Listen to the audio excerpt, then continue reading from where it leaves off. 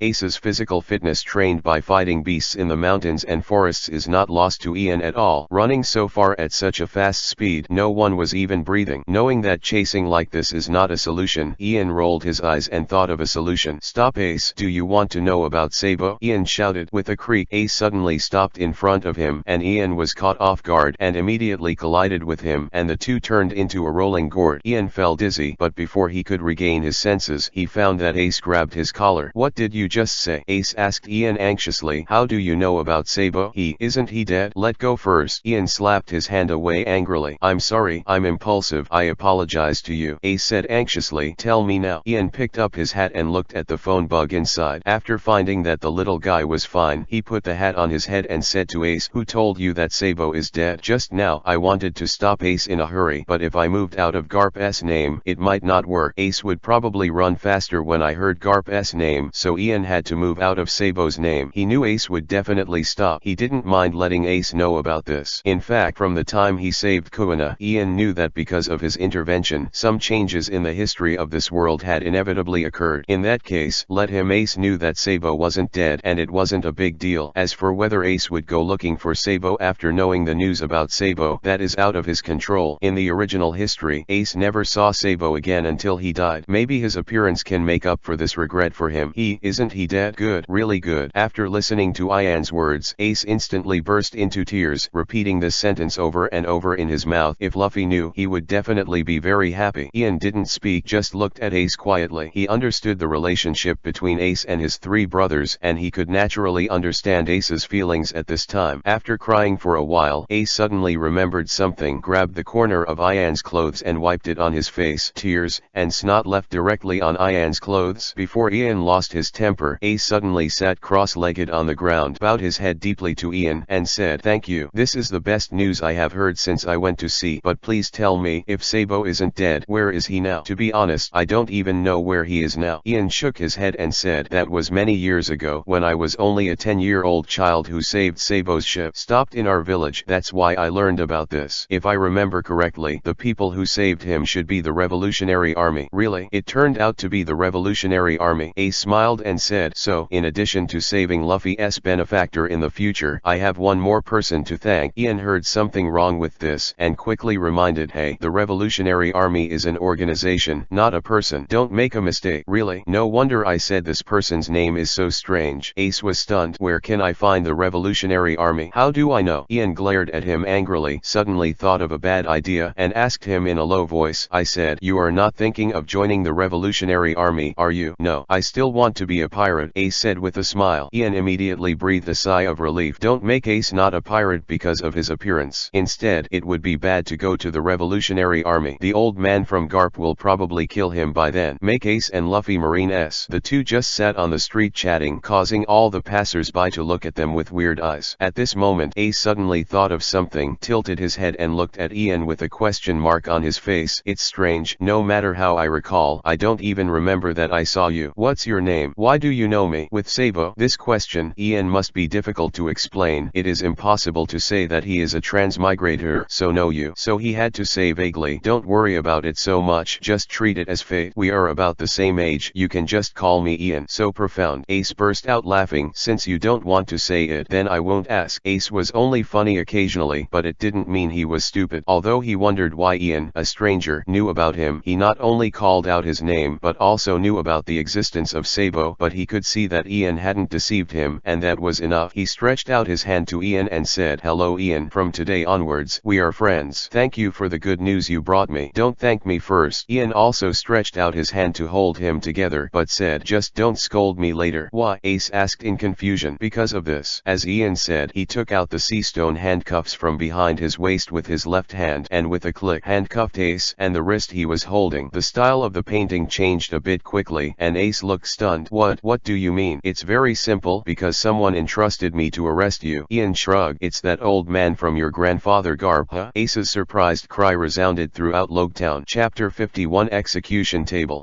Are you Marine? One of my grandpa's staff. Ace looked at Ian in astonishment. He never thought that names that were familiar to him would pop up one after another in Ian's mouth. No, don't get me wrong. I'm not Marine. I'm a pirate hunter. Ian succeeded in cuffing Ace's hand, so he was very proud and explained, it's not your grandfather's soldier either. I just received an entrustment from your grandfather. He asked you to arrest me. Ace tilted his head and asked curiously, what are you arresting me for? What else? Ian shrugged. Let you be Marine, so you have to meet him with me. No, I don't want to be Marine. Ace immediately struggled. I'm not going to see the old man either. He will definitely beat me up. Ian quickly tightened the other end of the handcuffs for fear that Ace would break free, but he found that Ace's strength was beyond his imagination, so he couldn't help asking in surprise, how can you still have strength? You isn't it a devil fruit power user? Ace was stunned. Devil fruit? The one you said Luffy ate? I'm not. Misstep. Ian couldn't help a pain in his teeth. He thought that Ace had eaten the burning fruit, so he used sea stone handcuffs to handcuff him. Who knows that this guy is not a devil fruit person now? Well, that seems to be the case. Ace hasn't entered the Great Root yet. Devil fruits appear on the Great Root. Is it normal that Ace is not a devil fruit person now? Then the sea stone handcuffs were of little use to him, just a pair of relatively stronger handcuffs. Hey, let me go, Ace shouted to Ian, or I'll beat you up. Can't let it go. Ian shook his head and at the same time began to increase his strength, and the two began to compete for strength with the sea stone handcuffs. However, at this moment, Ian suddenly heard a shout from behind. Brother Ian, this is Johnny and Joseph catching up. Just now, in order to chase Ace, Ian accelerated under his feet. Johnny and Joseph were left behind, and Ian almost forgot them. The two of them caught up in front of Ian and Ace, panting.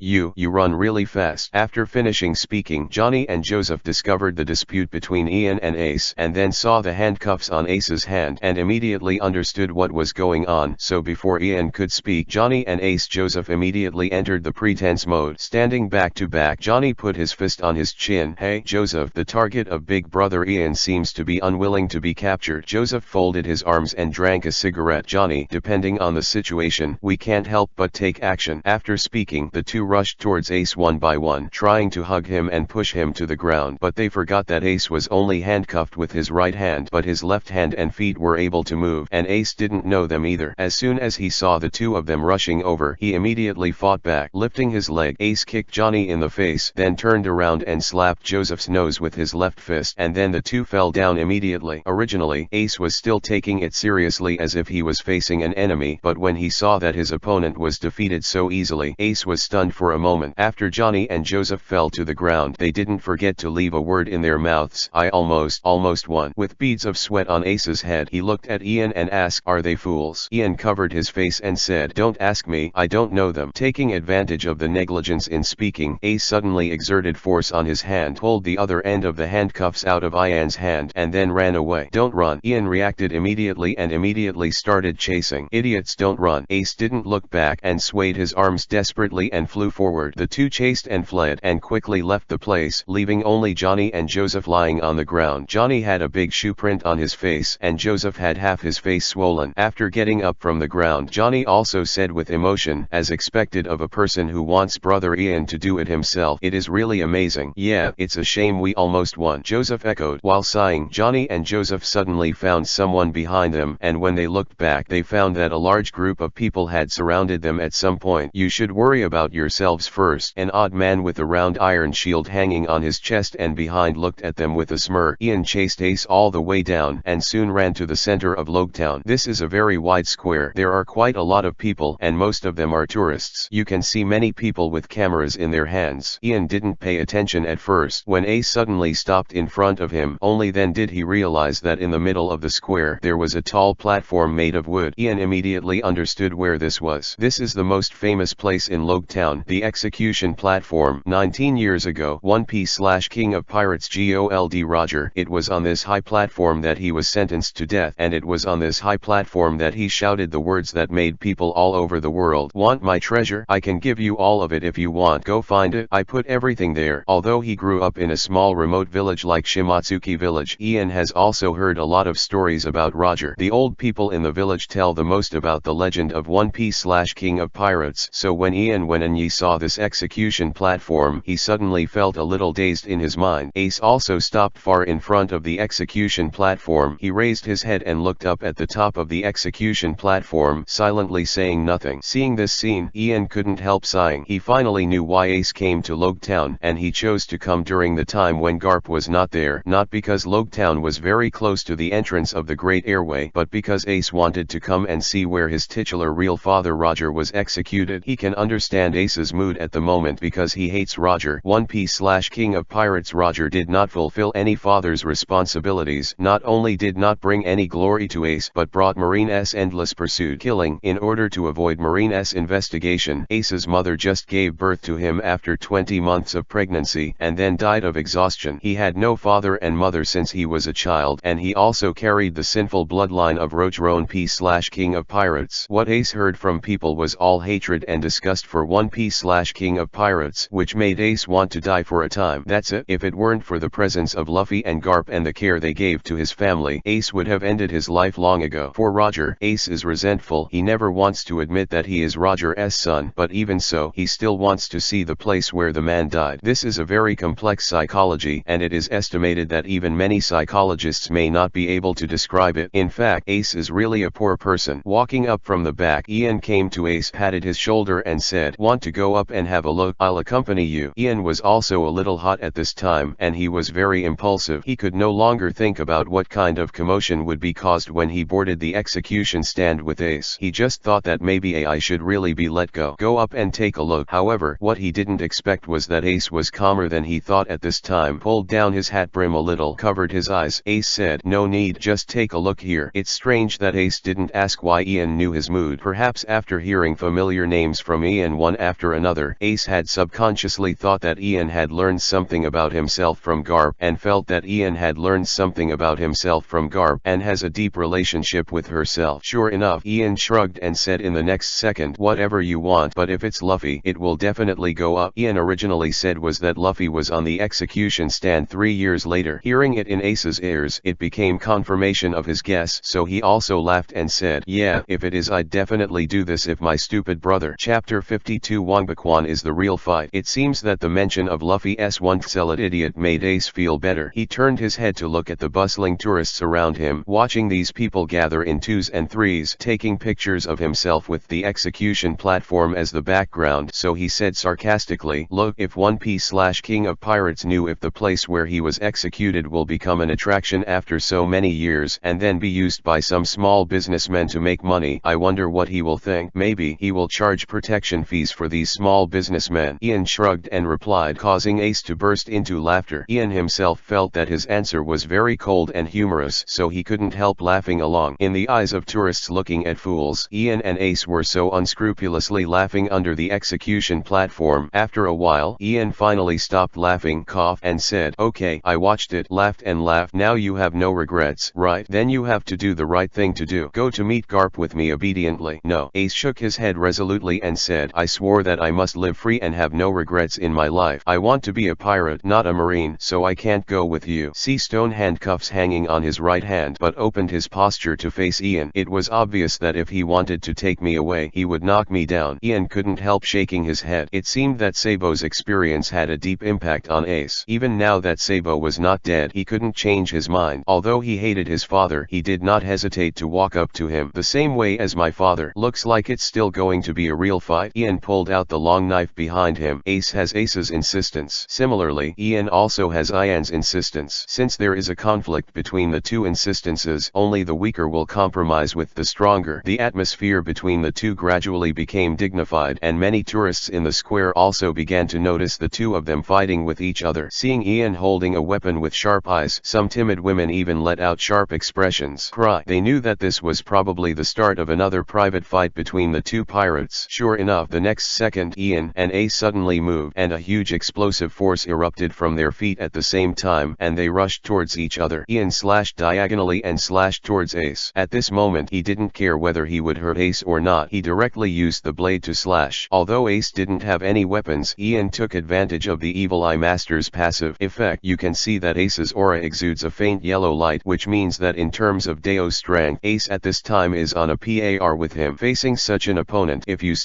think about throwing water and attacking with the back of your knife, it would be disrespecting your opponent and disrespecting yourself. Seeing Ian's knife coming, Ace didn't flinch, but suddenly his left arm punched, hitting Ian's broad blade fiercely from the side. A burst of great force came, and the knife Ian slashed involuntarily changed its trajectory and passed by Ace. Taking this opportunity, Ace's right fist also slammed into Ian's face.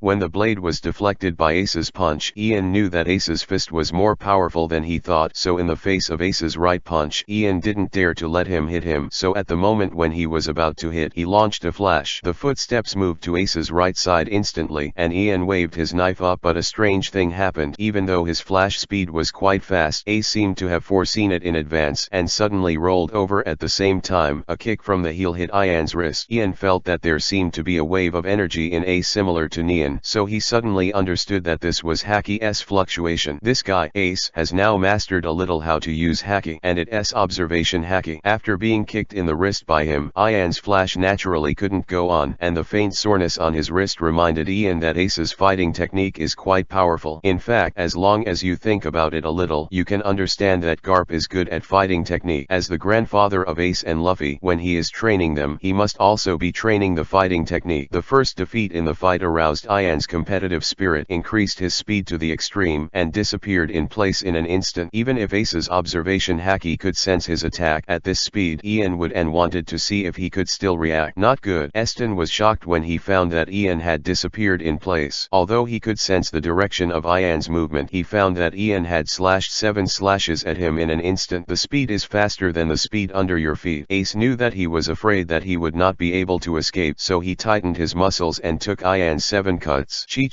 Ian's knife hit Ace's body, but found that the knife encountered strong resistance when he cut it down. Although Ace's body instantly burst into 6 blood flowers, the wound was not deep. Ian just finished it. After the slash, Ace ignored his injury, seized the opportunity to hug Ian, and when he knocked Ian to the ground, he hit Ian with his elbow in the face. This time Ian's nose was also bleeding from him. He struggled to get up but was pressed down by Ace and punched down again. Ian is also on fire now. He found that this guy Ace used a method like a brawler, but it was very effective for him. If he was pressed in this way, his swordsmanship could not be used at all, so Ian simply threw the long knife in his hand and also punched Ace in the face, and this time, Ian used the evil King Yan killing fist with a raging flame in his hand. Ace was startled by Ian's punch and hurriedly raised his head to dodge, letting Ian's fist grazed under his chin, almost burning his. And taking this opportunity, Ian suddenly exerted a force on his waist and in turn overturned Ace to the ground and pressed him. "You're shameful," Ace shouted when he was being pinned down, trying to stretch his legs against Ian's back with his knees. "I don't need to hit you like a flame." Ian punched Ace in the face, which was considered to be avenging his previous revenge. This time, he didn't use the evil King Flame to kill the fist. After taking a bite, Ace also counterattacked, punching Ian in the waist, and while Ian was in pain, he overturned Ian again. "In this way, the two of you lift me once, and I lift you once, and wrestle on the ground." The surrounding tourists watched the scene from a distance. From the beginning panic, but now they want to laugh. What was originally a serious duel turned into a fight between kings and 8 fists in the end. I don't know how many laps they rolled. Both of them had bruised noses and swollen faces, and the fight was dripping with blood, but neither of them gave in. Although the way of fighting has changed in the eyes of the two, they can also distinguish themselves. It's not that you really want to kill the other party, so this way of fighting is also acceptable. However, at this moment, the two people who were tumbling suddenly heard a light click. The two were stunned for a moment and looked down, only to find that the light sound just now was from the sea stone handcuffs on Ace's hands, but they were not unlocked but buckled. Ian's left hand was buckled. It is estimated that the fight just now was too intense. "I don't know how to get the sea stone handcuffs." How did this happen? The two of them stared dumbfoundedly at the two arms that were handcuffed together, unable to turn for a while. This time the two hands are tied together. How can this fight? "Why don't you stop for a while and wait until I untie the handcuffs before continuing?" Ian asked Ace. Ace nodded. "Okay, just do it." So the two got up, endured the pain all over their bodies, picked up the hats that fell from the tumbling, and put them on each. "Your hat is so stupid," Ace still complained at this time. Ian rolled his eyes at him and said, "Yours isn't much better." Then he started rummaging in his trouser pocket for the key. When Garp gave him the handcuffs, he even gave him the key. Ian had always kept it in his trouser pocket, but when he groped, he found that the key was missing. Oops.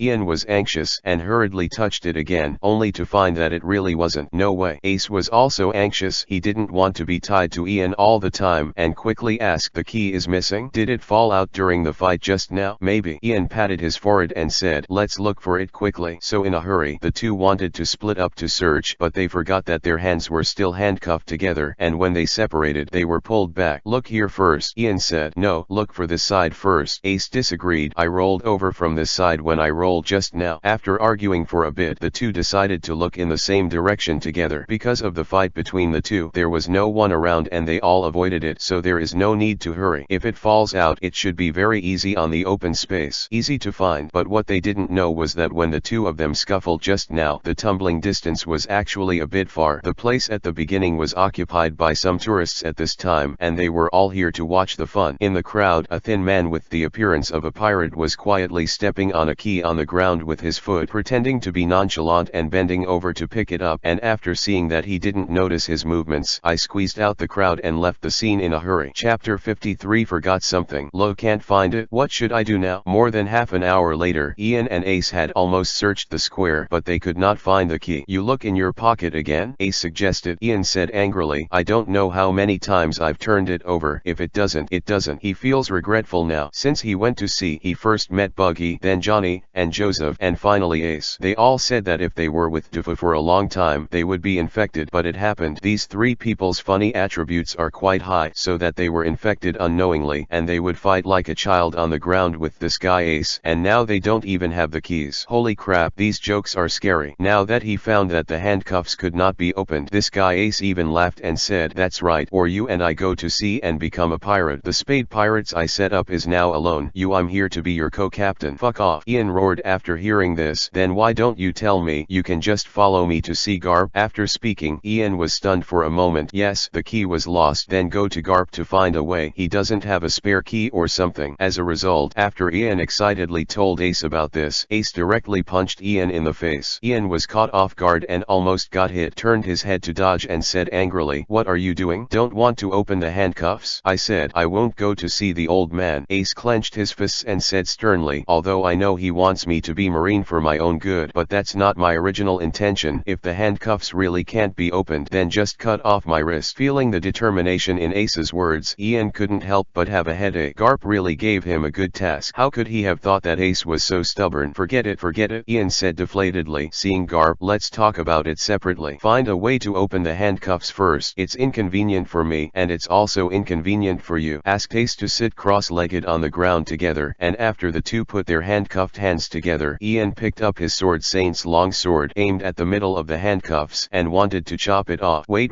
Ace suddenly called out, are you okay? Your hands won't shake, right? What if you cut me? Ian almost fell to the ground, roaring, didn't you just say that if you can't open it, you will cut off your wrist? Why are you scared now? Ace scratched his head and said, but that's a last resort. Since you won't take me to see the old man for the time being, why should I chop off my own wrist? Ian didn't know what to say. He found that talking to Ace was really tiring sometimes, so he had to change the subject and said, don't worry, I won't be able to cut you off. After speaking, Ian tried his best to cut down the knife in his hand. Clang! There was a metallic sound. The blade slashed on the handcuffs, and a spark flew out. Ian has practiced swords for so many years, and when the blade touched the surface of the handcuffs, he felt something was wrong. This sea stone was even harder than he thought. It can be said that it has exceeded the hardness of ordinary steel. Sure enough, although there were sparks, there was no trace left on the surface of the handcuffs. I still don't believe it. Ian frowned and raised the long knife in his hand again. This time, he wrapped some psychic energy around the blade. It was cut down again, and this time it seemed to be a little useful. There was a small dent on the connecting chain of the handcuffs, but very diving. No way! Ian cried out in surprise. Not even that? Could it be that if you want to destroy the sea stone handcuffs, you have to materialize your thoughts before you can do it? Ha ha ha, it's hard to do now. Ace also laughed. Ian turned his head to look around, and found that there were still many tourists staring at them. When the two fought before, maybe it was because there were only two people fighting, so no one has reported it to the town, the sheriff or marine. Well, it may have been reported, but they were too lazy to care. Until now, no one has interfered with them. It's just for fun. But Ian knew that the next moment might really attract attention. Listen to Ace, Ian said sternly to Ace. I'll try again later. Whether it works or not, we have to leave here first. Oh, good. Ace nodded in understanding. Ian held the sword, Saint's long sword, in his hand and took a long sigh. Evil King Yan kills the sword. Then, a blazing flame burst out from the blade. Oh. When Ace saw this scene, he couldn't help but exclaimed, "So you are the same as Luffy." And those tourists who were still watching the excitement screamed in shock, "Strange monster." For navigators, they can understand devil fruit and what is going on, but for ordinary residents, this kind of thing is too far away from them. Here is East Blue again. Not devil fruit on the Great Route. There are so many capable people as dogs. So as soon as these tourists see incredible phenomena happening, they immediately treat Ian as a monster. The same goes for Smoker, who will be here in the future. After they reacted, they immediately screamed and fled, believing that Marine from Logtown would arrive soon. Ian is not afraid, but Ace is a pirate. If Marine knew his identity, he would definitely catch him. This is why Ian told Ace that he would leave after one try. He couldn't let other Marines catch Ace. The only one who could catch Ace was Ian himself. It's not enough. Feeling the psychic power attached to the flame, Ian gritted his teeth and continued to increase the output of psychic power. The flame on the blade, with the output of Ian's mind energy, gradually became solid from the beginning, and then the orange flame gradually turned light blue, which was caused by the increase of mind energy. The color change caused by the increase in temperature. In such a short period of time, Ian has used almost 100 energy points, which he has just recovered from in the past 2 days. After feeling that it was almost over, Ian raised the blade and inserted it into the chain of the handcuffs. I thought that sea stone could be melted with the help of high temperature, but what I didn't expect was that there were bursts of energy fluctuations from the sea stone handcuffs, which were offsetting the flames on Ian's knife little by little. This kind of weird offset went very fast. After Ian only cut the chain in half, it couldn't go on anymore, and the flame on the knife went out. Efficient, but not enough. Seeing that the sea stone chain was cut with a dent, but it was still slightly connected, Ian and Ace both pulled hard to one side, but couldn't break it. "No, it looks like I have to come again." Ian was out of breath at this time. He had used up so much psychic energy in such a short period of time, and the feeling of exhaustion reappeared on him, so he had to Ace, "We can only wait for tomorrow." "Okay." Ace had no objection, nodded and said, "Then let's get out of here first." Then the two rushed into the crowd and left the execution platform square before Marine arrived. When he returned to the central street, the sky was slowly darkening, and Ace made a rumbling sound in his stomach, obviously hungry. "Let's go eat." Ace looked around for restaurants on the street. Ian asked speechlessly, "Eating? Are you rich?" "No." Ace laughed. "So, you're going to continue eating the bawang meal, right?" Ian knew this expression for a long time, and said with a headache, "Don't go to the restaurant, just find a hotel to stay, and if you want something to eat, let the hotel prepare it. I still have some money here, it should be enough to pay, right?" At the end of the day, Ian suddenly lost his confidence because he remembered Ace's amazing appetite. So the two found a clean hotel in the town. It was a double room. There were 2 beds in one room. In order to prevent others from seeing the handcuffs, Ian took off his clothes and covered the handcuffs. The food he ordered was also for the owner of the hotel. It was brought to the room, but the 2 big men were together wherever they went, which inevitably attracted the strange eyes of the hotel owner. Damn it, kill people. The hotel owner didn't know what unhealthy things were in his mind. In this headache, Ian ate dinner with Ace, and then lay down on the bed with their heads raised. He is very lucky now that Ace's right hand and his left handcuff are cuffed together, not two handcuffed together, otherwise it will be troublesome to even sleep. He didn't want to share a bed with Ace. "I've been drifting at sea for a few days." Ian hasn't touched a soft bed for a long time. After lying down for a while, he entered a state of stupor. At this time, he felt as if he had forgotten something. "What about Johnny and Joseph? Why haven't you seen them since?" Forget it. Those 2 guys should take care of themselves." Thinking of this, Ian fell asleep amid Ace's snoring. However, what he didn't know was that at this time in the sea outside Logtown, dozens of large ships were anchoring and mooring here. This is a huge fleet, each of which is a large sea ship, and the ships are of different types. At first glance, you may think that this is a caravan. However, the black pirate flag hanging on the top of each ship's mast indicates the identity of the fleet, which is a pirate group, a huge pirate group. On the black pirate flag, a skull is depicted, and on both sides of the skull there is an hourglass pattern. A navigator with a little knowledge will probably exclaim immediately when he sees this pirate flag, "This is the flag of the largest pirate group in East Blue, the Krieg Pirates." At this time, the night was dark, and lights were lit on every pirate ship, but on the largest ship at the forefront of the fleet, there were bursts of screams from the cabin. This ship is the flagship of the Krieg Pirates, known as Krieg, the overlord of East Blue. At this time, he is sitting in the cabin, sitting boldly and grandiosely on a chair, smoking a cigar leisurely, and watching coldly at the same time 2 people being beaten by a group of pirates. After the pirates had fought enough and dispersed, Krieg said with a gloomy expression, "Are you willing to say it now?" The 2 people who were beaten were already weakly lying on the ground and could not get up. Their bodies were swollen, and even even their mouths were full of blood. Their appearance was so miserable that it was almost impossible for people to recognize their original appearance. See, on one of his cheeks could still be seen vaguely. If Ian was here, he would probably recognize it, because the two people who were beaten were Johnny and Joseph. Chapter 54 Multi-Party Convergence. The reason why Ian didn't think about where Johnny and Joseph were going was because he thought that when he was chasing Ace, Johnny and Joseph were lost. After all, there were so many people in the square at that time that Johnny and Joseph could not find themselves. Very normal. And there is one more point. Johnny and Joseph followed him at the time, and these two guys posted it upside down. Ian just felt that these two guys had a sense of justice and could come forward, so I invited them to eat a meal. It is a thank you, and I don't have a deep friendship with them. So after Johnny and Joseph were gone, Ian didn't think too much, but he forgot that Johnny and Joseph were there when he captured the Krieg pirates. The presence of Krieg pirates on Logtown is not an accidental phenomenon. With the current scale of the Krieg pirates, attacking ordinary small villages cannot meet their needs, so they still need to buy supplies in big cities. But Garp still, when they were in Logtown, the Krieg pirates did not dare to land in Logtown. But during this time Garp left, and the Krieg pirates who got the news rushed to supply supplies in the town. The group of pirates that Ian caught was actually one of the members of the Krieg pirates who were sent to purchase supplies, but what they didn't expect was that this group of people was caught because they wanted to rob Ian on a temporary basis. There are 20 or 30 people, so there must be more people. After this group was captured by Ian and sent to Marine Base, other members of the Krieg pirates scattered in the town naturally got the news, so they called the Cotter Iron, led by Baibara. The Krieg pirates immediately wanted to find Ian and the others for revenge, but at that time Ian happened to chase Ace to the execution platform square, so that Taibibara only caught Johnny and Joseph, the two slow runners. That's why Johnny and Joseph are on the Krieg ship. They were brought here. Hearing Krieg's question, Johnny and Joseph raised their heads with difficulty and said,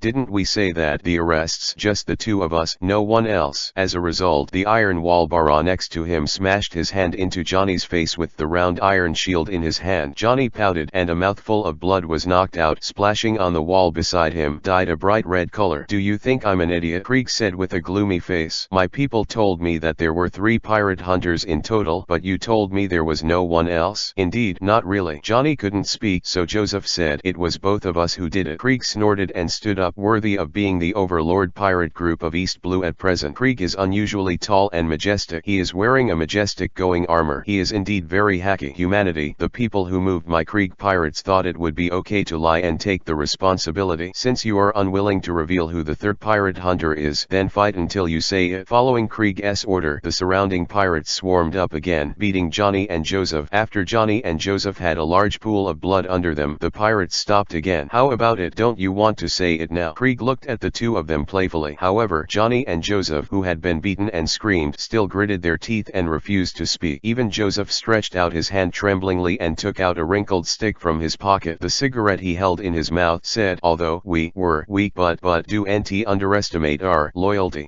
The blue veins on Krieg's forehead jumped, and Joseph's words undoubtedly stimulated him. Feeling that his majesty was being challenged, Krieg roared, hit me to death. Next, Johnny and Joseph were brutally beaten again, and they finally couldn't bear it and fainted. But from the beginning to the end, they never asked for mercy, let alone confessed Ian's name. Krieg leader, they fainted. What to do? Taibibara asked aside. Krieg thought for a while, then sneered, come on a few people and throw them to Logtown overnight. If they don't say anything, then let the 3rd pirate hunter come to the door by himself. Soon, a few pirates came up, lifted up the muddy Johnny and Joseph, sent them to a small boat, and then rowed the boat to Logtown. Get everyone ready. As soon as the remaining pirate hunter shows up tomorrow, catch him to meet me. Krieg told his subordinates again. Then, Chief, those brothers who are imprisoned in Marine Base, do we want to save them? A pirate asked cautiously. What do you do to save them? Krieg sneered. If I lose the reputation of my Krieg pirates, let them stay in prison for the rest of their lives. Hearing Krieg's words, the pirates around couldn't help but fight a cold war, but they didn't dare to say anything at all. Are actually 2 ports in Logtown. The one on the east is the largest port. The direction where the Krieg pirates are moored is here, and at the same time, at the port on the west side, a pirate is also moored. Ferry. It's Buggy's bicutter. At this moment, Buggy was in the cabin of the bicutter, holding a key in his hand and laughing loudly. Ha ha ha ha. Isn't this the key to Seastone's handcuffs? Buggy laughed so hard that her waist couldn't stand up. After a while, she wiped the tears from her laughter and asked a thin pirate in front of him, did you see clearly? That kid named Ian was really handcuffed? Absolutely not wrong. The skinny pirate was a member of of the Buggy pirates, and he swore to himself, I was in the square at the time, and the pirate hunter named Ian was fighting with people. As for who to fight with, I don't know, maybe it's the pirate he's trying to catch. I saw the key that fell from him, and I quietly stepped on it and picked it up. Haha, well done. Buggy patted the skinny pirate happily and said, this time you have made a great contribution, so let's make you a sailor. The skinny pirate was overjoyed and thanked again and again, but Buggy didn't have time to pay any attention to his thanks. She touched her chin and looked at the key in her hand and began to think. The keys of the sea stone handcuffs are specially made, and they have the ingredients of sea stone in them. Buggy is a devil fruit power user, so when he got the key, he noticed it, although he was very surprised that Ian had the sea stone handcuffs on his body. Surprised, but when he heard the report of the skinny pirate, Buggy realized that his opportunity had come. From the Marine base prison in Shell's Town, Buggy contacted the gang of men who escaped by boat. In a pirate group, the captain is the authority. Generally speaking, without the captain's permission, the members of the pirate group could not leave the pirate group without authorization. At that time, the pirates who escaped on the EPUB also knew that their captain might escape, so they did not dare to attack the idea of Buggy treasures and ships, but they were loyal back to the team. Although he escaped successfully, Buggy still gritted his teeth with hatred. The experience of being caught this time was a shame and humiliation for him. If he was caught by Marine, he could still figure it out, but the one who caught himself turned out to be a little-known pirate hunter kid. Thinking that his Buggy was a pirate returning from the Great Route, how could he swallow his breath down? So after escaping, the first thing that Buggy thought of was to seek revenge for Ian. His EPUB was a big ship. He left Shell's Town 2 days late, and he made a special detour to avoid Garp's warship, but he finally caught up when Ian reached Logtown. However, he was somewhat apprehensive about Ian's bizarre abilities, so although he had been chasing Ian's trail, he never dared to show up to face Ian. He has been thinking about what kind of fruit person Ian is. This is the case when facing devil fruit power users. If you don't know what fruit the opponent is eating, then you can only rely on you to judge and guess during the battle. This is easy to lose. He carefully asked his subordinates and confirmed that when Ian first boarded the EPUB, he did swim up from the sea, but when Ian grabbed him, the flames on his fist and the knife were also really. This is where Buggy's brains are the most. A devil fruit person, but can swim? Not too possible. Buggy is willing to believe that when Ian swam from the sea to his boat, he used some special means. It is impossible to eliminate the disadvantages of devil fruit ability users. So, when the skinny pirate in charge of stalking brought back the sea stone handcuff key to Buggy and told Ian that he was handcuffed, Buggy laughed so loudly. Even if there are special means to get wet in the sea, it is absolutely impossible to be handcuffed by sea stone, right, little ones? Buggy stood up suddenly and shouted, get ready, come to Logtown tomorrow, the chance for revenge has come. Woo! The members of the Buggy pirates also shouted loudly. The two groups of pirates both stared at Ian at the same time and wanted to take revenge on him. However, is this the end? Do not. It's not over yet. At this time, on the windless belt of the Great Route, a marine warship was driving. Although it was night, the watchman on the observation deck saw the outline of an island through the faint starlight. Colonel Smoker, I can already see the island where Logtown is located. The lookout shouted from above. If everything goes well, it is expected to arrive at Logtown early tomorrow morning. Got it? On the deck, a man covered in smoke with 2 cigars in his mouth at the same time responded, and then continued to smoke, the fireworks flickering in the dark night. Krieg pirates, Buggy pirates, Marine Colonel Smoker plus Ian and Ace. Logtown is destined to usher in a huge event after dawn. Chapter 55 Commotion. The next morning, Ian woke up early in the morning, a good habit he had developed while in Shimatsuki village. However, when I woke up, Ian found that Ace on the other bed had already fallen asleep at this time. This guy slept well, and because of the handcuffs, Ian was almost pulled down. Shaking his head speechlessly, Ian woke Ace. The two left the room together, washed their faces with some water, and went to the hotel to prepare breakfast. The breakfast provided in the hotel is not delicious, but the two of them don't care that much, as long as they can fill their stomachs. While eating, Ian checked his mind energy value. Ian is now level 6. The increase in his own attributes and the bonus of 2 cards make him now have a total of 112 points of psychic energy. When he cut Seastone's handcuffs with the Evil King Flame Killing Sword yesterday, he almost lost his psychic energy. It was exhausted, but due to his intermediate mindfulness practice skills, he could recover 5 mindfulness points per hour, so after a night's rest, he now recovered more than 40 mindfulness points. According to Ian's estimation, this thought energy should be enough to cut off the chain. Mindfulness has always been a big problem restricting Ian. Although the intermediate mindfulness training skill can provide an additional mindfulness percentage, but because the skill is too troublesome to exercise, it must consume a little mindfulness to gain a little proficiency degree. That is to say, even if Ian keeps practicing his reading skills day and night, he can only increase his proficiency by 100 or so in more than 20 hours. He is still a long way from the advanced meditation practice skills. And Ian also discovered one thing, that is, he can't generate thoughts by himself. This can be seen from the basic attributes. When it was still level 1, the strength value, speed value, and life value were all a little basic value, but it happened that the energy value was completely zero. All of his current energy values are obtained after upgrading and card bonuses. So Ian has always wondered, what is the essence of mind energy? Is it just to allow himself to use the skills of cards? These more esoteric questions Ian still does not know. Returning to his senses, Ian looked at Ace, whose mouth was full of food and his cheeks were bulging, and said to him, "After I cut the chain, you'd better go meet Garp with me. After all, the chain disconnected, but the handcuffs are still on the wrist, and I have to find a way to open it." In the end, Ace shook his head and said, "If you don't go, you won't go. If you say you won't go." "Why?" Ian said with a headache. "What's the problem with seeing your grandfather? Even if you don't want to be Marine, you can just tell him in person if you don't want to. You've been hiding like this. Don't you think you'll never see him? You don't understand." Ace said, "The old man is actually a stubborn old man. He communicates with us with fists. I told him how many times since I was a child that I am not a Marine, but he just doesn't listen. Beat me every time. It really doesn't make sense to him." Ian didn't know how to answer, so he finally had to grit his teeth and say, "Are you really going to force me to arrest you?" Ace turned his head to look at Ian a little strangely, and asked him, "Why do you have to arrest me? Is it because the old man is Marine Vice Admiral, so you want to flatter him? You want to be Marine?"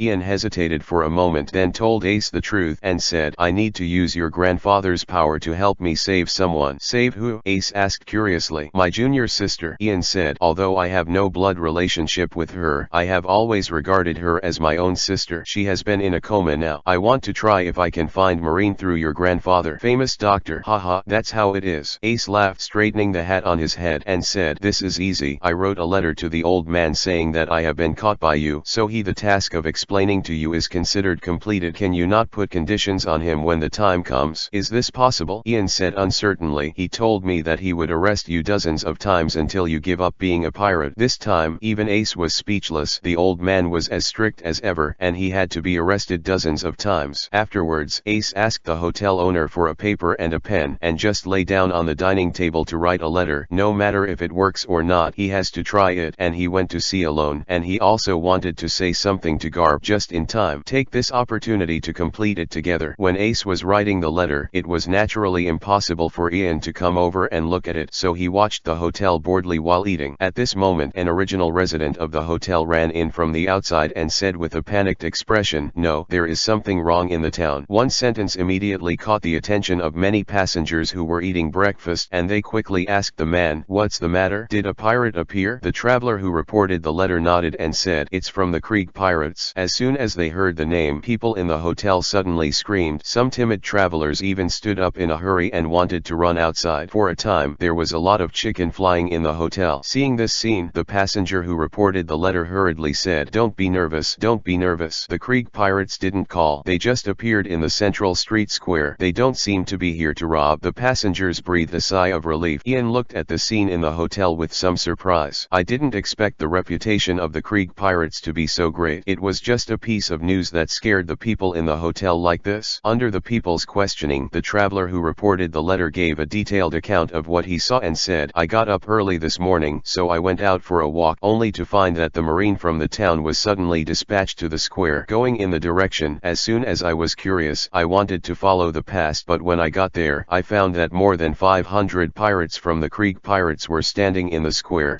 More than 500 people." The passengers were startled again when they heard this number. "Yeah, what a big battle." The traveler also said with lingering fears, "Almost all the Marines in the town were dispatched, and they were confronting the pirates at the time. But the strange thing is that the Krieg pirates did not start with Marine. When the fight started, they put down 2 people covered in blood on the square. Then they held their hands and stood aside, and there was nothing else to do." "Didn't fight?" The passengers were surprised and asked, "Then Marine didn't catch them either?" "Don't be ridiculous. Marine's number is not as many as them." The traveler who reported the letter retorted, "Don't you know the size of the Krieg pirates? 500 people showed up. Wouldn't there be more people lurking around in town?" "That's right," the passengers said in fear. "Marine on Log Town. I'm afraid there are only 500 people. When you start, you don't know which which side will win. There's something big going on in town. Let's get out of here, someone suggested. This statement aroused the approval of many people, so they hurriedly returned to the room to pack their luggage. But there were also some daring people who were still asking the passenger who reported the letter, "You said that the Krieg pirates put down 2 blood-covered people. What's going on?" "I don't know either." The traveler shrugged and said, "But looking at their appearance, it seems that they are showing the 2 people on the square. It seems to seek revenge." "Seeking revenge? It's indeed possible," everyone said in a loud voice. "Who are those 2 unlucky bastards who dared to provoke the Krieg pirates?" "I don't know, but I seem to have heard that the 2 people covered in blood are pirate hunters," the traveler who reported the letter said. Hearing this, Ian suddenly squeaked inwardly. I don't know why, when I heard the words pirate hunter, Ian suddenly thought of Johnny and Joseph who disappeared yesterday. He couldn't help thinking that way. After all, he just caught the Krieg pirates yesterday. Thinking of this, Ian immediately understood what was going on. Huodis stood up, and when the handcuffs were involved, Ace, who was writing the letter, shook his hand and suddenly left a large trace on the paper, and he lifted it in surprise. He looked up at Ian and said, "What's the matter with you?" Ian didn't speak. He pulled out the long knife behind his back. A raging flame burst out and cut off the chain of handcuffs between the 2. More than 40 points of psychic energy, and it was still at the position where I cut it yesterday. I immediately fused the chain in half. After all, the chain is buckled up by 1 link. After half of the fuse is broken, the rest is very hard, and the pulling force is also reduced by half. Ian struggled hard and finally broke the chain. Ian energy was completely empty, and Ian only felt exhausted for a while, and said to Ace, "After you write the letter, put it with the hotel owner. I will pick it up when the time comes. If you want to leave later, you can do it yourself. Let's go. This time I'll let you go." "What are you going to do?" Ace asked curiously. "Go kill." Ian lowered the brim of his hat, put the long knife on his back, turned and walked out of the hotel. The guests in the hotel also noticed the flames on Ian's knife just now, so they watched Ian go out in a stunned manner. The murderous words left by Ian before he left made all the passengers realize that something was really going to happen. Not only pirates but also monsters came to this town. Only Ace scratched his head and thought for a while, then turned around and sealed his letter, then handed it to the innkeeper hiding behind the cabinet and asked him to keep it for him, and then bowed politely to the innkeeper. "Thanks for the hospitality," and then walked towards the door. Innkeeper hurriedly called out, "Hey, boy, where are you going?" "I'm going to help kill." Ace turned around and smiled. The hotel owner stared blankly at Ace, not knowing how to answer, until after Ace was far away, he suddenly shouted loudly, "Hey, you haven't paid for your accommodation yet." Chapter 56 No Bounty. Walking on the street, Ian didn't know that he and Ace inadvertently completed another trip to the Overlord's dinner. He just noticed the huge commotion in the town, the children playing outside, and the adults at home forcibly pulled back home. Every store closed the door, and also used the door bolt to resist. It is not said that there is no one on the street, but all they see are people who are trying to escape with their suitcases twisted. Their expressions are all panic. It is often seen that someone accidentally falls and ends up being arrested. Several people trampled, and the whole of Logtown is now a mess. It was not until this time that Ian truly realized the harm that pirates do to the world. The notoriety of the Krieg pirates, just hearing about it can cause people to panic. What a tragic scene. There is a difference between pirates and pirates. From this point of view, Ian feels that Luffy and their Straw Hat Pirates are not really pirates. To give them a precise definition, they should be wanted by the world government. It's just an adventure group with a bounty. Yes, adventure group. Luffy and the others are just a group of adventurers, not real pirates. The real pirates are the Krieg pirates, who act recklessly, burn, kill, loot, and commit evil. Ian never expected that the people of the Krieg pirates would capture Johnny and Joseph. Judging from the story of the messenger, Johnny and Joseph may have suffered a lot. As for the Krieg pirates appearing in the square in such a high-profile manner, and also throwing Johnny and Joseph covered in blood on the ground for display, Ian thought for a moment and understood what was going on. Krieg see the band of thieves is trying to lure themselves out. However, what makes Ian look strange is why they don't look for themselves directly, but use this method instead. Is it just to demonstrate to other pirate hunters to kill chickens and monkeys? Or is it that Johnny and Joseph didn't say their names and locations at all, so the Krieg pirates can only use this method to fish to get themselves hooked? Ian couldn't figure out the connection, but no matter what, Ian decided to be the last time. Not just to save Johnny and Joseph, but because everyone came to the door. Shouldn't they fight back fiercely? Moreover, Krieg's head is worth a lot of money. For Ian, who has now been forced into a financial fanatic by the system, that guy is a walking humanoid Bailey symbol. On the way to the square, I suddenly heard Ace's shout from behind. "Ian, wait for me." Looking back, I saw Ace running from behind with his shoulder bag on his back. "Why are you here?" Ian asked in surprise. business. This is my business. Why are you here? Haha, don't be brave. Ace held onto his hat and grinned at Ian. If I guessed correctly, the flame from the sword consumes a lot of your stamina, right? You tried it once yesterday. Well, you used it again today to open the handcuffs. The tired look on your face can't deceive anyone. Do you still have the strength to fight now? Fatigue is for sure, but this kind of exhaustion is mental exhaustion, but not physically exhausted. The sequelae persists after the energy is exhausted, although it is much better than the first strong headache, but it can never be eliminated. Ian was going to explain it to Ace, but it's okay to think about it. If he thinks so, he thinks it. He wants to help out of good intentions, and it's not easy to refuse. And Ian also felt that there were too many people in the Krieg pirates. Although most of them were small gangsters, it was easy to solve them, but it would be very troublesome if there were too many. It is always good to have someone to help. Okay, let's go. Ian didn't say thank you, but took it straight. So the two ran towards the square, and it didn't take long before they returned to the execution platform square yesterday. The reason why the people of the Krieg pirates appeared here is probably because of the meaning of the execution platform. They presumably wanted to kill the guy who provoked the majesty of their pirates under this execution platform to deter other pirates. Thief Hunter. When Ian and the others arrived, they only saw a large number of marines surrounded by the Krieg pirates in the center with the muskets in their hands. There can be no ordinary people on the square now. No matter how daring people are, they can only hide from a distance and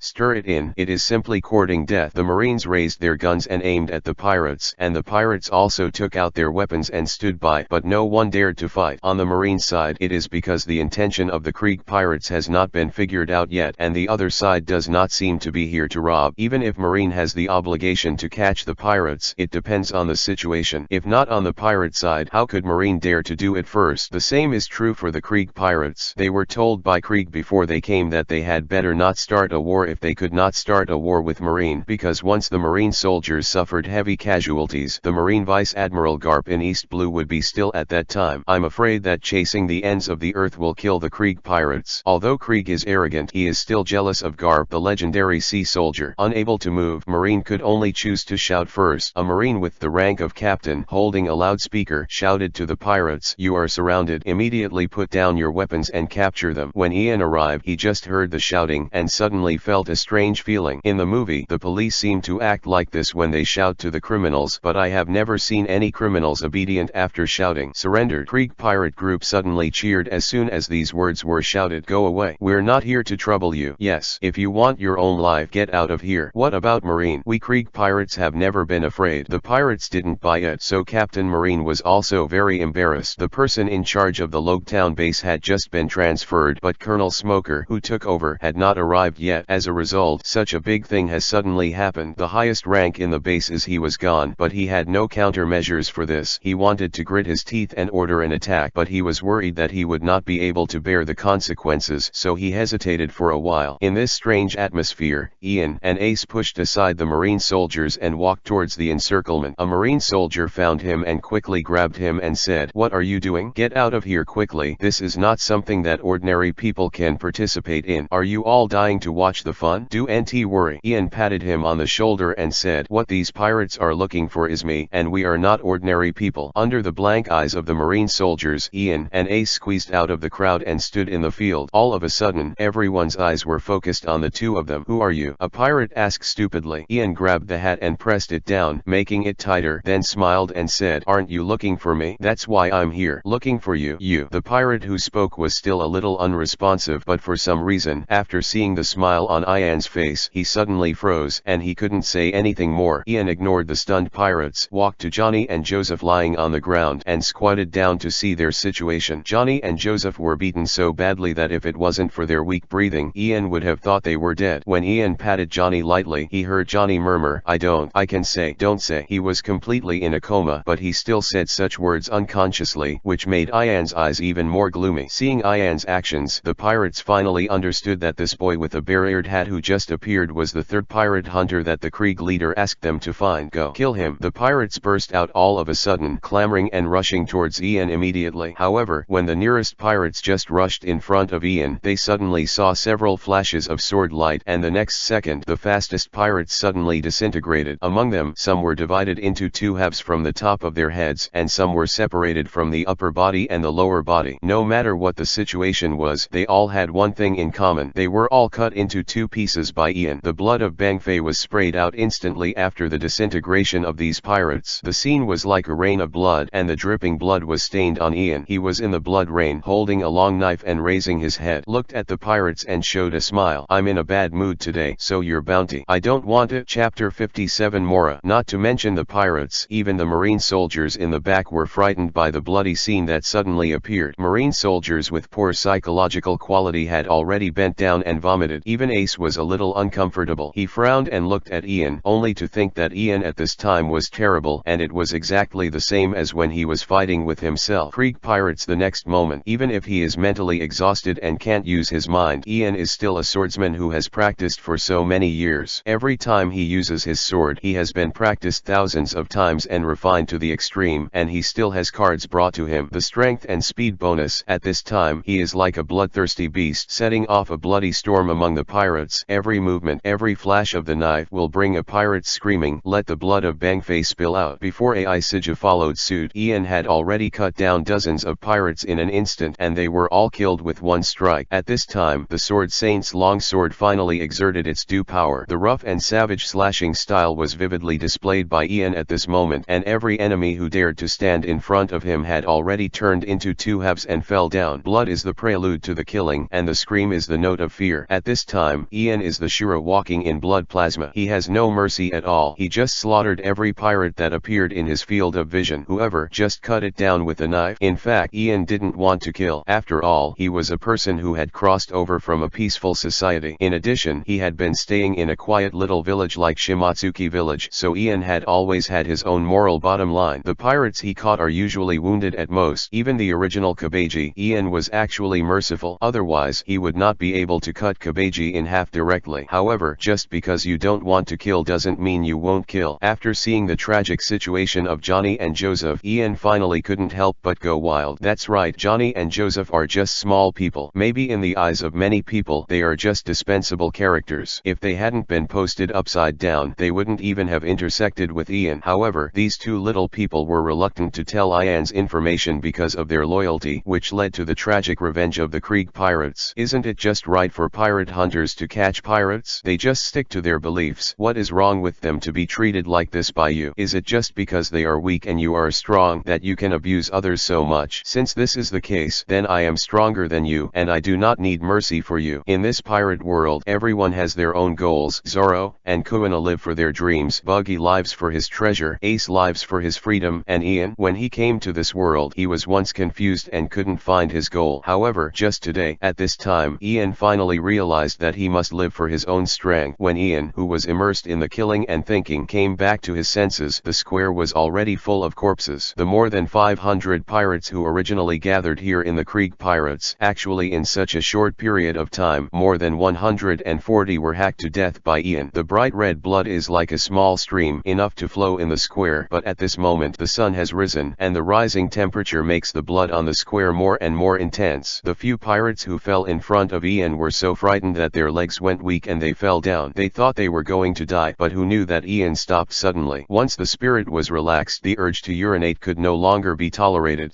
Several pirates even wet their crotch. The violent action caused Ian's physical strength to be rapidly consumed. He panted, twisted the long knife that was still dripping blood, and looked around all the pirates. Every pirate he watched shivered in unison. They had already been stunned by Ian's killing, and at this time they finally came back to their senses. Evil demon. The remaining pirates let out a scream and immediately swarmed away. When they escaped, tears and snot flowed down. Although they were also pirates who licked blood, but had they ever seen such a tragic killing? No one can stop the demon in the field, and everyone who dared to block them turned into pieces and died. So the remaining pirates had only one thought, that is to escape, run as far away from this demon as possible. However, at this moment, a loud roar stopped them from escaping. Where do you want to go? Krieg pirates are naturally familiar with the voice of their leader. The majesty that Krieg has formed for a long time makes the pirates stop their urge to escape and look in the direction of the voice in unison. In the other direction of the square, the overlord pirate of East Blue Krieg appeared. He was wearing golden armor, followed by a few pirate cotters, and finally with hundreds of men. He appeared in all the pirates. In people's sight, he made his way through the marine's encirclement, but none of the marines dared to do anything to him, instead taking a few steps back, allowing Krieg to pass easily. Chief Krieg, you are finally here. The pirates who wanted to escape just now wept bitterly, only to feel that their leader appeared too timely, and their thoughts of escaping suddenly softened a lot, and they all shouted at the same time, "Leader, you want to avenge us? That kid is too awesome." "Shut up," Krieg roared again, making the pirates dare not make a sound. When he came to Ian, Krieg naturally saw the corpse in that place, and said to Ian with a gloomy expression, "Is this what you did?" Originally, he was worried about his subordinates, worried that they would conflict with Marine, so he planned to come to sea and fight, but he didn't know that as soon as he arrived here, he saw that his subordinates wanted to escape. The fear of running away naturally comes from this kid wearing a barriered hat. Ian didn't answer him, tilted his head and looked at the going armor on him, then looked at the diamond glove on his hand, and suddenly smiled. "Your head, I want it." After speaking, Ian slashed directly at Krieg. However, at this time, an iron shield suddenly stretched out from the side, blocking Ian's slash. Ian looked over and saw a ridiculously dressed guy walking out from Krieg's side. This man has two iron shields attached to his stomach and back. He also holds an identical shield in his left and right hands. He wears a round hat on his head. A sissy feeling of meat. Needless to say, this person is naturally the cotter of the Krieg pirates, Iron Wall Bara. "How dare you do something to the leader?" Tybee Bala said with a crooked smile. "Let me, Bala, deal with you." And the minions of the Krieg pirates also cheered him up at the right time, shouting Tybee Bala's name. Bala slammed the two shields in his hand, making a metal clanging sound, and said, "My defense is invincible. So far, I have never been injured in battle." However, before Ian could speak, a foot suddenly flew over and kicked Bara directly in the face, immediately kicking him out. Ian turned his head to look, but found that it was Ace who shot. He rubbed his nose and said to Ian, "I thought you had finished cutting it alone, but I didn't expect that there would still be a fight." Bara got up from the ground, felt a pain in his cheek, and spat out a bloody tooth, and then he was stunned. Blood, blood. Bara's whole body trembled. The most unseen thing he could see was his own bleeding. "Bara is in danger, in danger," he shouted to himself, then suddenly burst into flames and yelled at Ace, "I'm going to kill you." Ian didn't bother to look at this idiot and said to Ace, "He gave it to you." "No problem," Ace said, holding his hat on his hips. "However, it turns out to be fire again. Am I just related to fire?" When Ace and Bara had already been hit, Ian didn't expect that a man came up behind Krieg. This man had short hair, a turban hat on his head, and two hammerheads in his hands. The cross crutches, looking at Ian, showed a bloodthirsty excited smile on his face. "Wow, it's Man Demon Jin. Jin is about to shoot." The Krieg pirates cheered. Ian naturally knew who Jin was. He looked up at the tall Krieg and jokingly said, "Are you going to let your subordinates come out one by one to help you fight?" Krieg twitched the corners of his mouth and laughed. "Many is power, isn't it?" Two were talking. Man Demon Jin also shot, and the heavy hammer head of the crucifix slammed into Ian's chest at once, even with a whistling sound. Obviously the power attached to it is not weak. Jin seems to be very confident about his attack, but what he didn't expect was that Ian didn't dodge at all, and he also slashed at the stick he hit. Faster than him, stronger than him. After cutting off Jin's weapon with one knife, Ian immediately slid and came behind Jin. The long knife in his hand slashed and then passed from Jin's waist and abdomen. Cross. Jin looked in disbelief at the huge wound that had been cut open in his abdomen. Ian's movements were so fast just now that he couldn't even react, so he was hit. Spike. And when Jin fell clutching his stomach, Ace and Bara also won the match. Bara was beaten by Ace until his nose was bruised and he passed out. Ace was fighting with fists and feet after all, but he didn't kill him. This time, it was Krieg who was stunned. He never thought that his two most capable cotters couldn't even support them for a while. Whether it's Ace or Ian, both of them are stronger than Luffy and Zoro, who only went to sea 3 years later. The so-called cotters of the Krieg pirates are actually not much stronger than ordinary minions in front of them. You have to let them fight for half a day before deciding the winner. That's impossible. There's only one left now. Are you here or me? I didn't play hard just now. Ace walked up to Ian and asked. Ian thought for a while and said, "How about we guess the box?" "Great idea," Ace praised with a thumbs up. Big guess in front of countless pirates and marines, and they didn't take Krieg, the East Blue Overlord, in their eyes at all. Chapter 58 Wonderful Misunderstanding. Krieg was so irritated by the actions of Ian and Ace. How could he just watch them guess the winner? As soon as he raised the cloak behind him, a lot of muskets suddenly appeared on his shoulders, waist, and hands, and they were fired directly at Ian. Boom blah blah. The bullets hit the two of them, but Ian and Ace seemed to be playing, but in fact they kept paying attention to Krieg. When they saw him shooting, they immediately dodged. When Ian was dodging, he blocked the bullet with a long knife, so he was completely fine, but Ace was slightly injured. When he rolled, a bullet flew past his face. A blood stain was left on it. "Oh, it's so dangerous." Ace wiped the blood on his face and said to Ian, "Forget it, this guy is handed over to you." After speaking, he left Ian, and Krieg turned and ran back, picking up Johnny and Joseph, who were still lying on the ground. Ace also recognized the two of them. He knew knew that it was the two guys who attacked him but were knocked down yesterday. Although he didn't understand their relationship with Ian, he saw that the two were seriously injured. People were taken away from the scene. At this time, Ian and Krieg got started. He made a straight stab and stabbed towards Krieg tentatively, but Krieg didn't dodge and let Ian's long knife stab at his waist. With a ding sound, when the tip of the knife touched Krieg's armor, it couldn't pierce any longer. Don't waste your energy, Krieg sneered. My armor is not ordinary steel, but a special alloy. Swords are hard to hurt. Hearing this, Ian was immediately disappointed and looked at Krieg with contempt. Fuck. Looking at the golden light, I thought your armor was really made by going. I didn't expect it to be alloy. It made me happy for nothing. I said you have no money to pretend to be a local tyrant. You can't paint this gold with paint, right?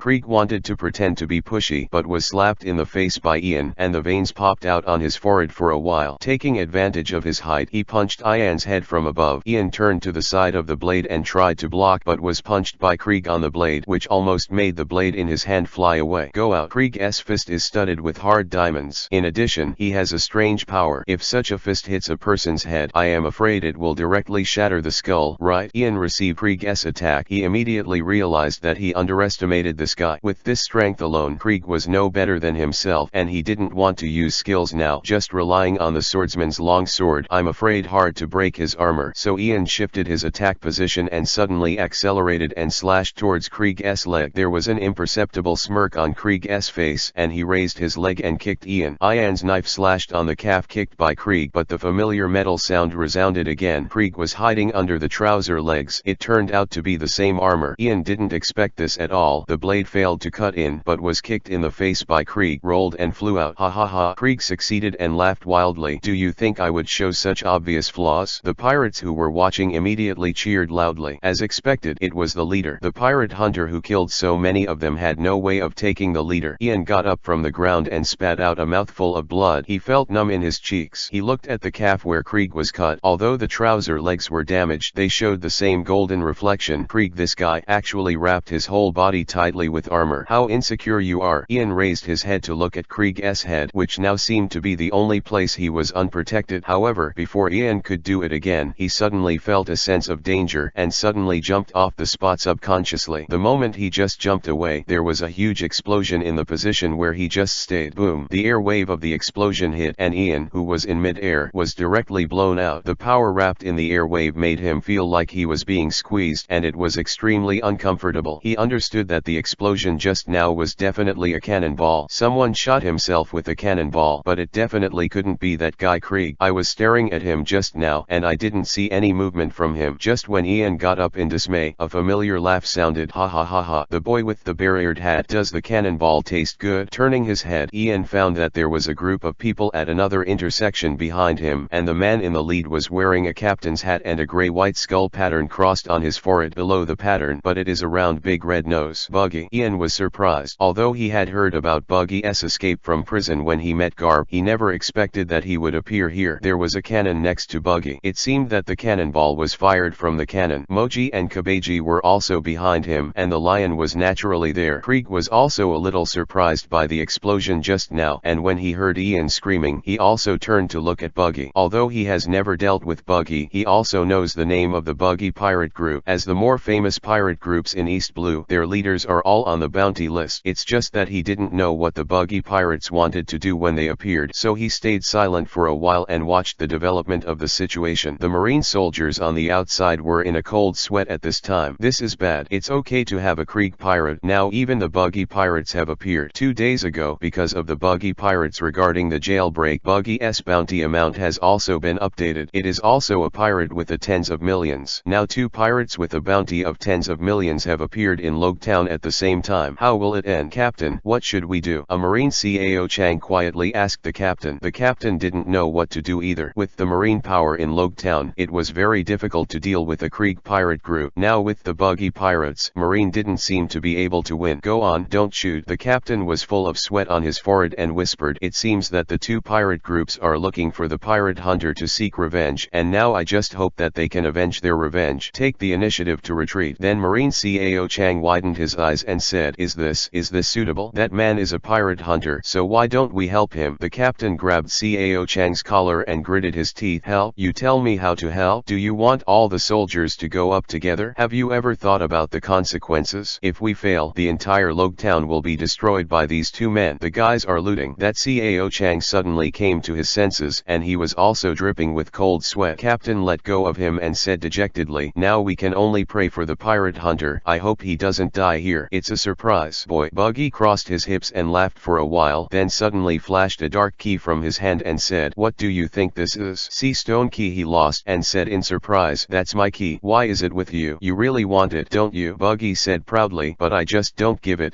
Could finish speaking, Buggy suddenly saw clearly that Ian was just standing there alone. Immediately, his eyes bulged out, and while screaming, he pulled past the skinny pirate yesterday with a big red nose. He pressed his head firmly against the pirate's face, gritted his teeth and said, didn't you say that he and another person were handcuffed together? The skinny pirate, who had just been promoted to the captaincy, was so frightened that he almost wet his pants and stammered, bah, Captain Buggy, I didn't. I read it right. You read that right? Buggy roared, spitting. What about that other person? How did he know that until this morning Ian was indeed still handcuffed to Ace, but because Ian cut off the chain with the evil King Flame killing sword, it was untied. Just now, he bombarded it with a cannon from a distance. When Ian was there, he didn't pay attention to whether Ian was alone, but now that he saw it clearly, his first reaction was that he was deceived by his subordinates. But fortunately, Moji came out to save the siege. He said to Buggy, Captain, look at that kid's wrist. It seems that the handcuffs are still there. Buggy covered his eyes with his hands and took a closer look, as if it were true. Without the key, although the chain can be cut off, the wrist cuffs can't be broken. The sea stone there is thicker. Buggy finally felt relieved when he saw this. He crossed his hips again and laughed and said, boy, I knowing that you are wearing sea stone handcuffs. What can you do when you are handcuffed? The minions of the Buggy pirates also laughed and said, that's right. Where's your flame? Krieg was stunned when he heard it and looked at Ian in surprise. If Buggy didn't say it, he didn't even know that Ian was a devil fruit person. Thinking of this, Krieg's mouth smirked again. Ian scratched his head. How did this happen? He obviously has no mind, so why does this guy Buggy think that he is shackled by sea stone so he can't use flames? He didn't even know how to answer it. If I told him that it was a wonderful misunderstanding, would Buggy lose confidence in his IQ ever again? Chapter 59. When pirates look forward to death. Buggy didn't know that Ian was complaining in his heart at this time. Seeing that he didn't speak, he thought he had hit his pain point, which made Buggy smile even more happily. Boy, Buggy said with a gloomy smile, you know what? I was locked in Marine Base for the past 2 days. I was thinking of revenge on you all the time. Now my chance has finally come. Look at the man in Seastone's handcuffs. What can you do with me? After he finished speaking, he took out a cannonball, stuffed it from the muzzle, pointed to where Ian was, and shouted, shoot. A member of the Buggy pirates held up a torch and lit the lead of the cannon tail. With a bang, the cannonball flew out. When Ian saw the fire, he had already left the place, but the cannonball still landed exactly where he was just now, which is why Buggy moved the cannon to the land. No more the swaying caused by the waves of the sea. The cannonballs fired by the Buggy pirates are very accurate. Go on, launch. Buggy didn't stop and ordered his subordinates to continue to attack Ian. Suddenly, there was a fierce explosion in the square of the execution platform. The sound spread far and wide, and people in the entire Logtown could hear it, causing people to panic more and more. Those who could escape were trying to find a way to run to the pier, while those who couldn't escape were hiding at home, trembling with their relatives. The two ports in the east and west of Logtown are full of people who want to escape at this time. They are huddled together in a panic. Every boat is crowded with passengers. Even so, there are still people waving Bailey banknotes in their hands, begging for a place. These residents and passengers were all focused on escaping, but did not notice that a huge warship appeared on the sea at this time. This is a standard 3-mast sailing ship of the Marine headquarters. The ship is painted with blue and white camouflage stripes, and the huge sails are painted with Marine's flag pattern. A man with tousled hair was standing at the bow of the boat, watching the riots in Logtown harbor with his binoculars. Did I read it wrong? This is Logtown where I'm going to take office? The people fleeing, and the explosions in town. What's up? No one could answer him, but at this moment, a female Marine soldier with short black hair rushed out of the cabin. She was wearing a black tight jacket with a sword on her waist and a pair of glasses on her face, pushing it on the forehead. If Ian and Zoro are here, I am afraid that when I see this female swordsman, I will definitely be surprised why she looks so similar to Kuina. As soon as she came out, she immediately saluted to someone and reported, Colonel Smoker, I have already contacted Marine in Logtown by phone. He could finish speaking. He heard Smoker say, Sergeant Tashiji, put on your glasses and talk. Tashiji hurriedly put on her glasses and immediately realized that the person she had reported was wrong, and the one standing in front of him was a speechless Marine soldier. No, I'm sorry. Tashigi stood in front of Smoker again and said, Colonel Smoker, there are 2 pirates in Logue Town. One is East Blue's largest pirate fleet, the Krieg pirate group, and the other, it's the Buggy pirates who escaped from prison just 2 days ago. These 2 pirates are making trouble in Logue Town. They caused the riot in the town. What about the Marines in Logue Town? Why not arrest them? Smoker asked. Tashigi hesitated and replied, this. Marines in the town reported that they were underpowered. Lack of military strength. Smoker snorted coldly. They are not afraid of pirates, right? Such a Marine can also be called a Marine. Sure. Smoker had no good impression of the Marines in Logue Town, but he also knew that he couldn't reprimand anyone here, so he ordered, speed up, go to Logue Town immediately. Yes. The Marine soldiers standing on the deck immediately responded in unison. Although there is only one ship, Smoker has brought dozens of his original subordinates and escorted Marine soldiers. There are now more than 200 people on this warship, all of whom are the elite soldiers of the Marine headquarters. This time, Logue Town is probably going to be more lively. Ian was running constantly, dodging the cannonballs fired by Buggy. Although the cannon shot was accurate, he was able to move after all. Hit him. Buggy is not using the kind of special Buggy shells, but Ian is also a little surprised by the power of this shell, which looks like a solid shell with low technology content. Ian once mistakenly thought it was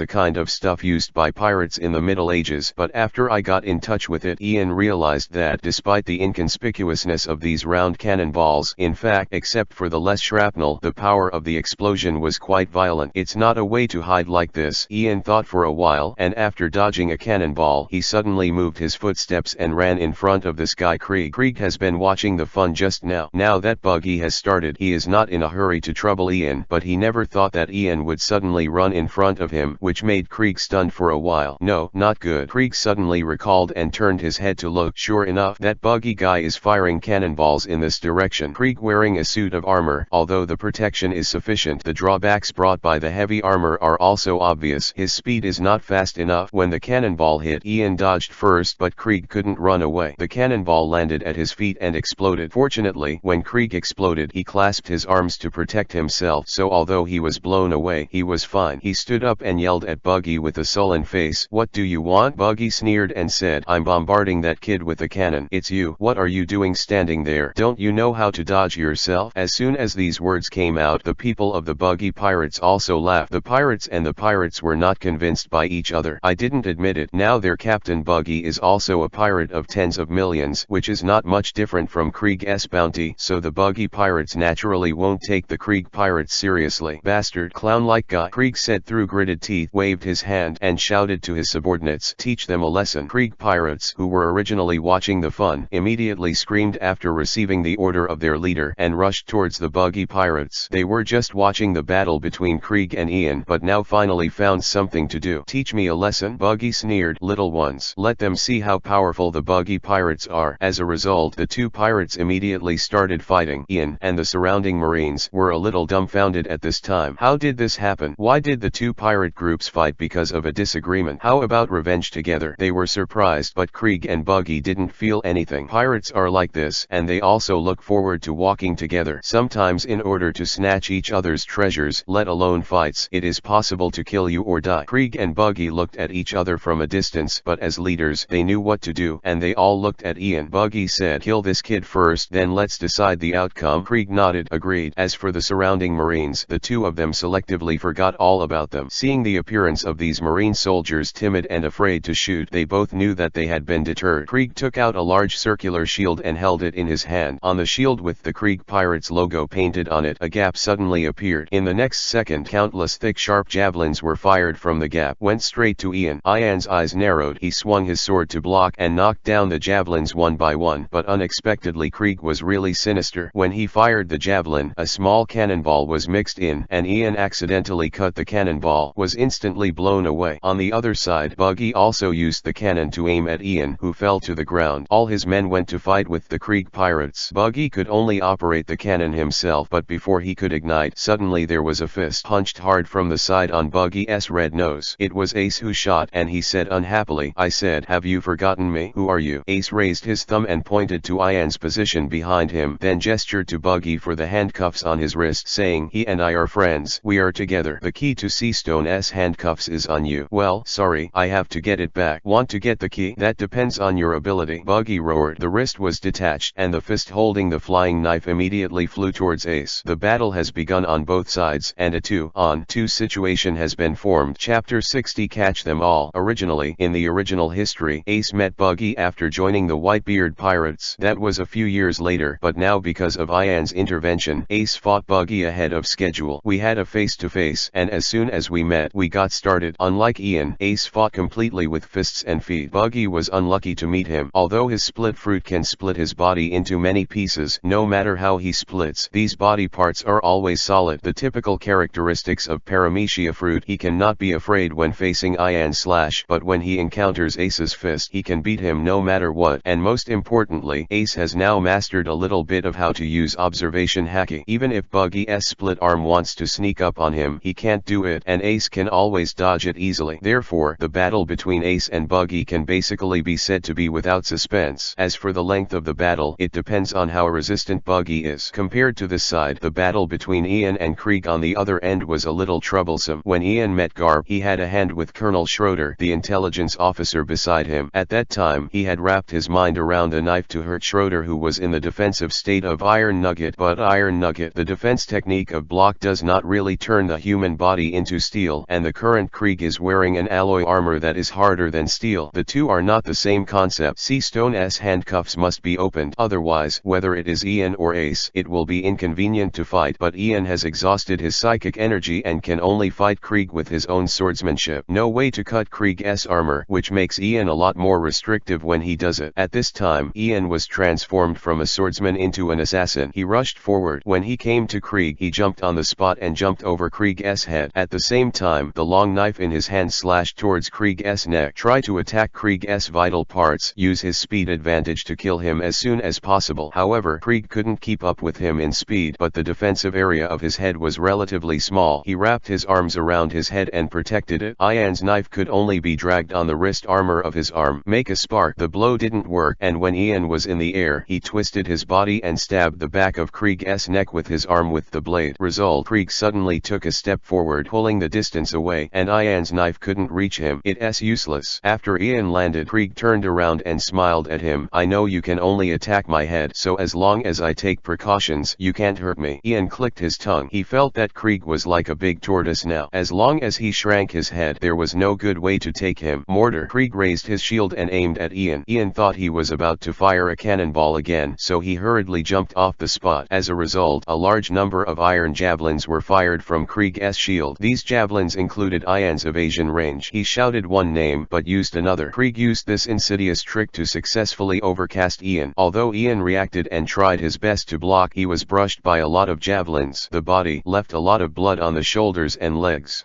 See, Krieg sneered. I have an invincible defense and countless weapons. I am the strongest. You can never beat me. Ian shook his head and said, I'm too lazy to tell you. Nima, I have a card system, and I dare not say that I am strong. You, a guy who is not a devil fruit person, dare to call yourself the strongest with only a little weapon and equipment? You will be yelling at East Blue at most. If you dare to say such a thing on the Great Route, you will be beaten to death in minutes. Krieg couldn't take it anymore after being despised by Ian over and over again. He suddenly took off his two shoulder pads, slammed them together, and got out his strongest weapon, the battle gun. Roared, I'll kill you now, and I want everyone to see what happens to Krieg for disobeying me. Ian Vivi was out of breath and didn't answer him, just thinking, do you really want to use that trick? Forget it, they've already been called monsters anyway, so if it's a little weirder, it doesn't seem to be anything. Just when Ian and Krieg were about to launch the final blow, a sudden change occurred in the field, and a large amount of white smoke suddenly filled the square. As if conscious, these white smoke crossed the defense line of the marine soldiers on the periphery and went straight to the members of the Krieg pirates and Buggy pirates who were fighting. The pirates who were touched by the white smoke seemed to be tied by ropes. The same suddenly can't move.